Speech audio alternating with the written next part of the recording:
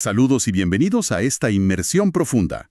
Hoy nos vamos a meter en uno de los laberintos teológicos más fascinantes. Y de los más explosivos, diría yo. Y de los más explosivos, seamos sinceros, del cristianismo. La doctrina de la elección. O la predestinación, como se le conoce casi siempre. La pregunta del millón, ¿no? ¿Quién se salva y por qué? ¿Es una decisión, digamos, unilateral y soberana de Dios? Tomada antes de la fundación del mundo. ¿O es una respuesta a la fe que Dios ya sabe que una persona va a tener? Para tratar de navegar estas aguas tan profundas, la verdad es que tenemos un conjunto de fuentes muy interesante. Hay desde textos teológicos que desmenuzan los argumentos con una precisión casi quirúrgica. Sí, de esos que hay que leer con calma. Totalmente. Y también transcripciones de debates que intentan hacer todo esto un poco más digerible, ¿no? Para el resto de los mortales. Y para completar, un estudio histórico que rastrea esta conversación, a lo largo de casi 2000 milenios. Exacto. El plan es desentrañar las dos grandes posturas que han dominado el debate, el calvinismo y el arminianismo. Pero no se trata solo de definir términos, sino de entender qué hay realmente en el fondo de la discusión. ¿Qué es lo que motiva a cada lado? Justo eso. ¿Cómo intentan cada uno a su manera hacer las paces entre dos ideas que parecen chocar frontalmente? La soberanía total de Dios. Y la libertad humana. Es un debate que ha definido denominaciones enteras y ha mantenido a los teólogos ocupados durante siglos. Así que, para empezar, creo que lo mejor es poner las cartas sobre la mesa y definir los conceptos. De acuerdo. Entremos en materia. Que este es uno de esos temas que puede hacer explotar más de una cabeza. Un poco. Una de las fuentes plantea la pregunta fundamental de una forma muy directa. Dice, si vemos que unas personas creen en el Evangelio y otras no, ¿dónde está el factor decisivo? ¿Quién o qué marca la diferencia final? Exacto. Y la respuesta a esa pregunta, según los textos, te envía por dos caminos completamente distintos. Totalmente. El primer camino es el de la elección incondicional. Esta es la piedra angular de la teología reformada o calvinista. Ok.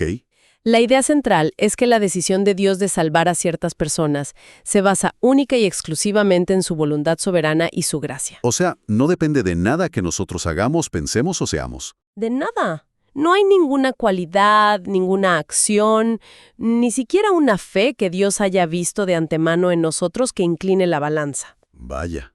La elección, como dice el nombre, no tiene condiciones de nuestro lado. Espera, eso suena bastante radical. O sea, que no importa en absoluto si una persona es buena, o si busca a Dios, o si tiene fe. ¿La decisión ya está tomada de antemano sin consultar nada de eso? Exacto. Ese es el núcleo de la elección incondicional. Y por eso genera tanta controversia.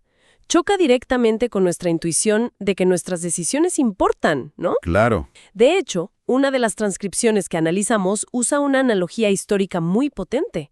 El apodo del general estadounidense Ulysses S. Grant, rendición incondicional. Cuando sus enemigos se rendían, no había términos que negociar. La rendición era total bajo sus condiciones. Entiendo. La idea teológica es similar. La elección de Dios es bajo sus propios términos, sin negociación ni condiciones previas por parte del ser humano. Entendido. Una postura fuerte sin duda. ¿Y cuál es el otro camino? La otra respuesta a esa pregunta sobre la diferencia final. Es la elección condicional, que se asocia históricamente con el teólogo Jacobo Arminio. Esta perspectiva dice que Dios, con su conocimiento perfecto del futuro, Su presciencia. Exacto, su presciencia. Él sabe quiénes van a responder libremente con fe al llamado del Evangelio. Entonces, su decreto de predestinación se basa en esa fe que él ya conoce. O sea que la condición, por así decirlo, es la fe. Correcto. A veces las fuentes lo llaman predestinación de clase. De clase. Sí, que Dios no elige individuos específicos de antemano, sino que decreta que la clase de personas que serán salvas es la clase de los que creen. O sea que, resumiendo, en la visión calvinista, la diferencia final entre quien cree y quien no, la pone Dios a través de su elección soberana. Y en la visión arminiana, la diferencia final la pone la persona con su libre decisión de creer. Una decisión que Dios ya conocía desde siempre. Has dado en el clavo. Y es precisamente en ese punto donde empiezan a llover las objeciones, especialmente contra la primera postura. Claro. Me imagino. De hecho, varias de las fuentes dedican mucho espacio a esto. La primera objeción que salta a la vista es, pues, la de la justicia. Por supuesto. Si Dios elige a unos para salvarlos y a otros simplemente los pasa por alto, ¿no es eso increíblemente injusto? Es el punto de mayor tensión y la pregunta más recurrente. La respuesta que ofrecen los textos desde la perspectiva reformada es una distinción crucial entre justicia y gracia. A ver. El argumento es el siguiente. Dado que toda la humanidad es pecadora, lo que todos merecen, por justicia, es la condenación. Ok, ¿ese es el punto de partida? Exacto. Por lo tanto, a los no elegidos, Dios les da justicia. A los elegidos, en cambio, les da gracia, que es un regalo que no merecen. Bajo esta lógica, nadie recibe injusticia. Unos reciben justicia y otros misericordia. Una de las fuentes usa una analogía para explicarlo. La de un gobernador que tiene ante sí a un grupo de prisioneros en el corredor de la muerte. Ajá, la he leído. Tiene el poder de otorgar un indulto a algunos de ellos, pero no está obligado a hacerlo con todos. Claro. A los que indulta, les muestra misericordia. A los que no, simplemente les deja seguir el curso de la justicia. Exacto. Pero claro, esa analogía también tiene sus límites, y es ahí donde el debate se pone bueno. Sí, entiendo la lógica de la analogía, pero en el caso de un gobernador, los prisioneros ya cometieron un crimen. En la teología de la elección incondicional se habla de una decisión tomada antes de que la persona siquiera exista. Cierto. Sigue aplicando la analogía con la misma fuerza.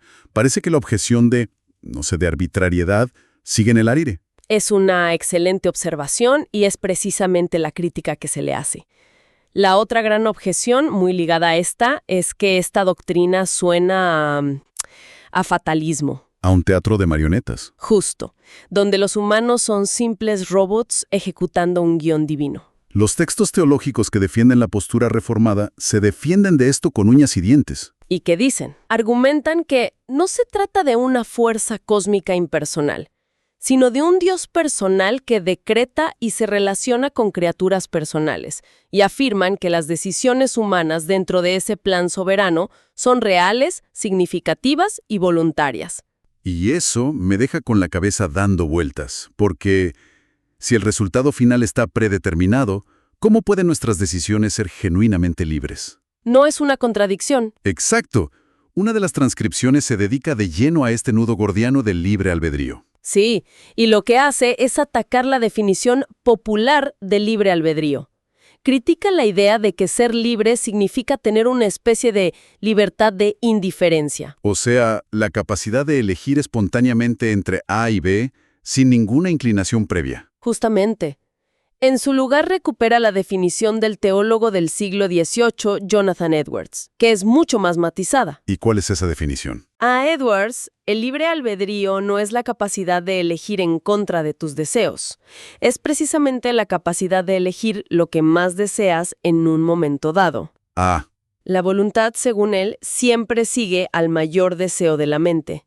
Siempre elegimos lo que, considerando todo, nos parece la mejor opción o la más deseable en ese instante. A ver si lo entiendo con un ejemplo. No es que yo pueda elegir entre una ensalada y un pastel de chocolate, como si no tuviera preferencias. Ajá. Si soy un amante del chocolate y no estoy a dieta, mi libre albedrío casi siempre me va a llevar a elegir el pastel. Soy libre de elegir, pero mi elección está, en la práctica, determinada por mi deseo más fuerte. Precisamente. Y la teología reformada llevaría ese argumento un paso más allá. ¿Cómo?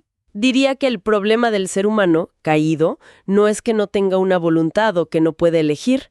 El problema es la naturaleza de sus deseos. El corazón. El corazón. Por naturaleza, siempre desea cosas que no son Dios. Por lo tanto, elige libremente el pecado, porque es lo que su corazón corrupto más desea. La elección es autodeterminada, sí, pero la disposición interna... Está viciada. Exacto. Por eso, dicen, se necesita que Dios intervenga para cambiar esos deseos primero. Es una forma muy diferente de ver la libertad.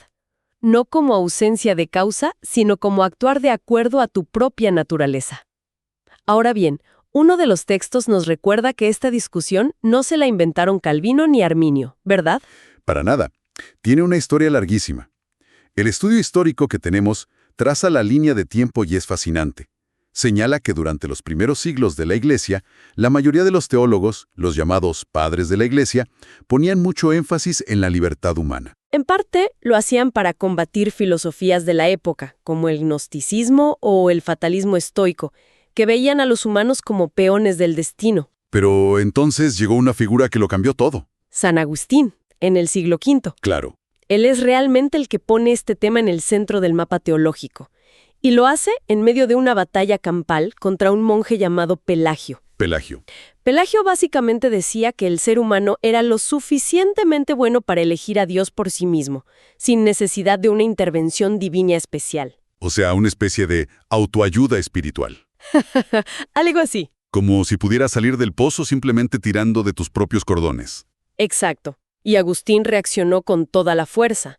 Argumentó que la humanidad está tan incapacitada por el pecado original que si Dios no interviene primero y de forma decisiva, nadie, absolutamente nadie, lo elegiría. Y de ahí nace todo. De esa polémica nació la primera formulación robusta y sistemática de la predestinación incondicional en la historia de la Iglesia. Y sus ideas, aunque controvertidas, quedaron ahí, latentes, hasta que siglos después alguien las desempolvó. Los reformadores protestantes del siglo XVI, particularmente Juan Calvino. Calvino. Él tomó las ideas de Agustín, las sistematizó y las convirtió en uno de los pilares de su teología, lo que hoy conocemos como calvinismo. Y esto, a su vez, provocó la siguiente gran controversia, esta vez con Jacobo Arminio. Y aquí viene la parte irónica de la historia que mencionan las fuentes. Así. Es una ironía tremenda. A Arminio, que era un teólogo holandés muy respetado, le encargaron que defendiera la postura calvinista contra algunas críticas que estaban surgiendo. ¿Ok? Y mientras se preparaba para esa defensa, estudiando los argumentos a fondo, terminó convenciéndose de que los críticos tenían razón No puede ser. y que la postura calvinista era incorrecta. Increíble. Es como si te contrataran para ser el abogado de Coca-Cola y tras investigar el caso, te convirtieras en el mayor fanático de Pepsi. Básicamente. Y esa traición intelectual desató una de las tormentas teológicas más grandes de la historia protestante. Culminó en el Sínodo de Dort y solidificó las dos posturas que debatimos hasta hoy. ¡Wow! Las fuentes incluso se meten en detalles más finos dentro del propio calvinismo, como las posturas supralapsaria e infralapsaria. Suenan a trabalenguas teológico. Vale la pena entender esa diferencia. Y lo son, pero la pregunta que intentan responder es profunda. Lo que realmente se preguntaban era sobre el orden lógico de los decretos de Dios en la eternidad. Ok. El supralapsarianismo dice que Dios primero decidió elegir a unos y rechazar a otros, y después decretó la caída de Adán, ¿Como un medio para un fin? como un medio para llevar a cabo ese primer decreto, exacto. El infralapsarianismo dice que el orden fue al revés. ¿Cómo? Dios primero decretó o permitió la caída, viendo a la humanidad como una masa ya pecadora, y desde ahí decidió elegir a algunos para salvarlos. Vaya. O sea, la pregunta de fondo es si el plan de salvación es la historia principal del universo, ¿el plan A? Ujú. O si fue una especie de plan B divino para rescatar a la humanidad después de la caída. Eso cambia bastante la perspectiva sobre el propósito de todo. Cambia todo el marco narrativo y nos lleva directamente a la pregunta final y más importante. Más allá de los debates históricos y las definiciones técnicas, ¿por qué importa todo esto? ¿Qué es lo que realmente está en juego? Bien, después de ese análisis, esa es la pregunta clave. ¿Por qué este debate ha generado tanta pasión durante siglos? ¿Por qué no es solo un ejercicio intelectual para teólogos? Para la perspectiva reformada o calvinista, lo que está en juego es nada menos que la gloria de Dios y la pureza de la gracia. La pureza de la gracia. Sí. El argumento es que si la salvación depende, aunque sea en el más mínimo porcentaje, de una decisión humana, entonces la salvación ya no es solo por gracia. El famoso principio de la Reforma, sola gracia, Se diluye. se convertiría en una obra colaborativa entre Dios y el ser humano. Y eso, para ellos, le roba a Dios el mérito completo y se lo da, en parte, a la criatura. Claro. Defender la elección incondicional es defender que Dios es 100% el autor y consumador de la salvación. Entiendo. Es una defensa de la soberanía absoluta de Dios en la salvación. Pero desde el otro lado, como argumenta uno de los textos, la postura de la elección incondicional crea unos problemas pastorales y teológicos enormes. Gigantes. Si Dios ya ha predestinado a unos para la condenación, o al menos los ha pasado por alto, ¿cómo puede el Evangelio ser una oferta genuina y sincera para todas las personas? Exacto. ¿Y no convierte esto a Dios, de alguna manera, en el autor último del mal, o como mínimo en un ser caprichoso? Esa es la tensión central para muchos irresoluble del debate. Una parte siente que debe priorizar la soberanía absoluta de Dios para garantizar que la gracia sea verdaderamente gratuita y no dependa de nosotros. Ajá. La otra parte siente que debe priorizar el carácter de Dios revelado en la Biblia como amoroso y justo, y la responsabilidad humana para garantizar que la oferta del Evangelio sea genuina. Genuina para cada persona que la escucha. Correcto. Y lo más fascinante es que ambas partes, según dejan claro todas las fuentes, creen firmemente que su postura es la que mejor representa el testimonio total de las Escrituras. Leen los mismos textos. Y llegan a conclusiones opuestas. Por eso el debate ha durado 2000 milenios y probablemente no terminará pronto. Claro. Cada sistema intenta ser coherente con toda la revelación bíblica, pero al final deben elegir qué verdades son el centro que organiza a las demás. Es una conversación de siglos que intenta reconciliar, con la limitada mente humana, misterios que quizás son irreconciliables de este lado de la eternidad. Bueno, le hemos dado la vuelta a todo. Si la elección es con o sin condiciones, ¿qué tan libres somos realmente? Y nos asomamos a una pelea teológica de siglos. Queda claro que respuestas fáciles aquí no hay. Para nada. Lo que las fuentes dejan muy claro es que estas no son meras especulaciones abstractas. Son intentos increíblemente serios y profundos de entender la naturaleza de Dios, la verdadera condición del ser humano. ¿Y el significado último de la salvación? Exacto. Sea cual sea la postura, te obliga a pensar en las preguntas más grandes que existen. Y para terminar, una de las fuentes nos deja con una idea final bastante provocadora. ¿Ah, sí? Lanza una crítica no tanto a las conclusiones de cada sistema, sino al lenguaje mismo que usan. Interesante.